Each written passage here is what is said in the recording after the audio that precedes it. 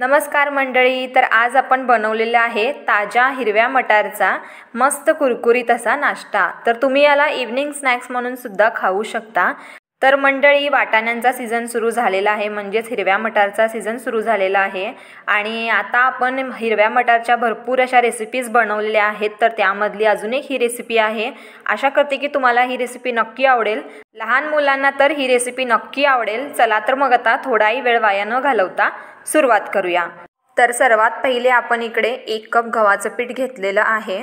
तर आता गव्हाचं पीठ जे आहे आपण छान असं पहिल्यांदा चांगलं चाळून घेऊयात आणि मग त्यानंतर यामध्ये चवीपुरतं मीठ घालूयात आणि 1 चमचा इतकं चिली फ्लेक्स घालूयात आणि चिली फ्लेक्स घालून झाल्यानंतर आपण याला छान असं पहिल्यांदा मिक्स करून घेऊयात आणि थोडंसं जे पीठ आहे आपण साईडला ठेवणार आहोत।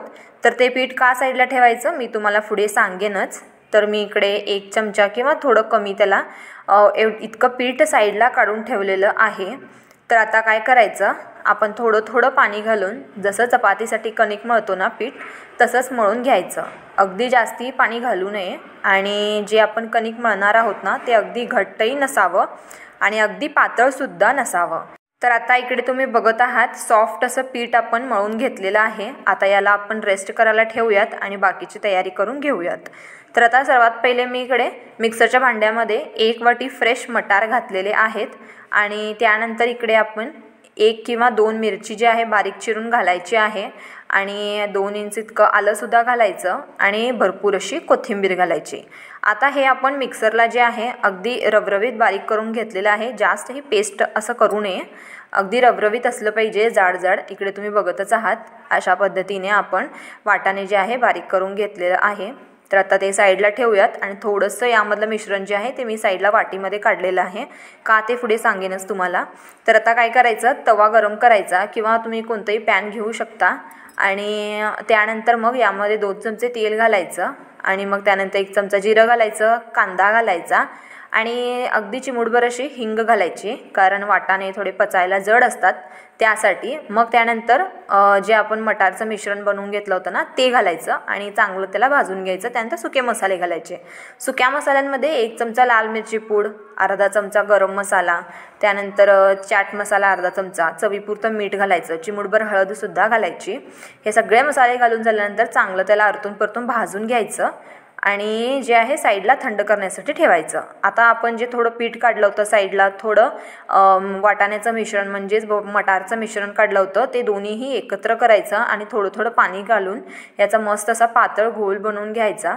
तुम्ही इकडे बघत आहात अशी कन्सिस्टन्सी ठेवायची आणि मग तोपर्यंत ही सगळी तयारी करेपर्यंत पीठ आपलं म्हणजे कणिक चांगलं रेस्ट होऊन येतं आहे, म्हणजे भिजून येतं आहे। त्यानंतर मग आपण त्याला थोडंसं परत मळून घ्यायचं आणि त्यानंतर मग त्याचे 2 गोळे करायचे आणि 1 गोळा हातावरती घ्यायचा, त्याला गोल गोल फिरवायचा आणि मग त्यानंतर सुकं पीठ थोडं खालती टाकायचं, म्हणजे तुम्ही पोळपाटवर सुद्धा लाटू शकता किंवा आपली जी किचन रूममध्ये बर्शनकट्टा असतो ना फरशी, त्यावरती सुद्धा तुम्ही लाटू शकता। तर मी इकडे बर्शनकट्टा पहिल्यांदा स्वच्छ धुवून घेतलेला आहे, त्यानंतरच चपाती जी आहे लाटायला घेतली। तर आता चपातीप्रमाणेच याची गोल गोल अशी आणि पातळ अशी लेयर ठेवायची। तर आता इकडे तुम्ही बघत आहात सुकं पीठ मी खालती लावलेलं आहे आणि सहज मग त्यानंतर चपाती उचलत आहे।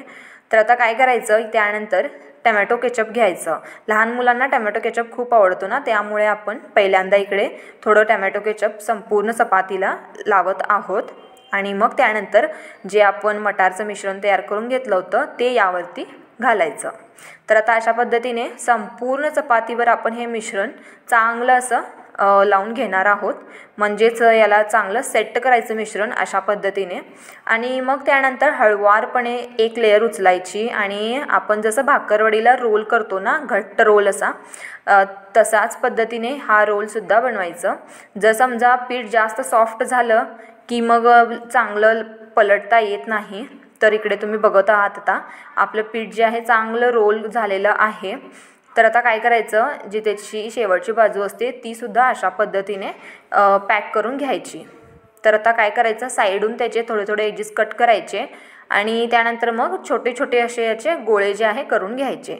जसे आपण भाकरवडीला करतो ना त्याप्रमाणेच हे कट करून घ्यायचं आणि मग त्यानंतर एक एक गोळा जे आहे हातावरती घ्यायचा आणि त्याला अशा पद्धतीने प्रेस करायचं आणि गोल गोल असे याचे वडी टाईप करायचे।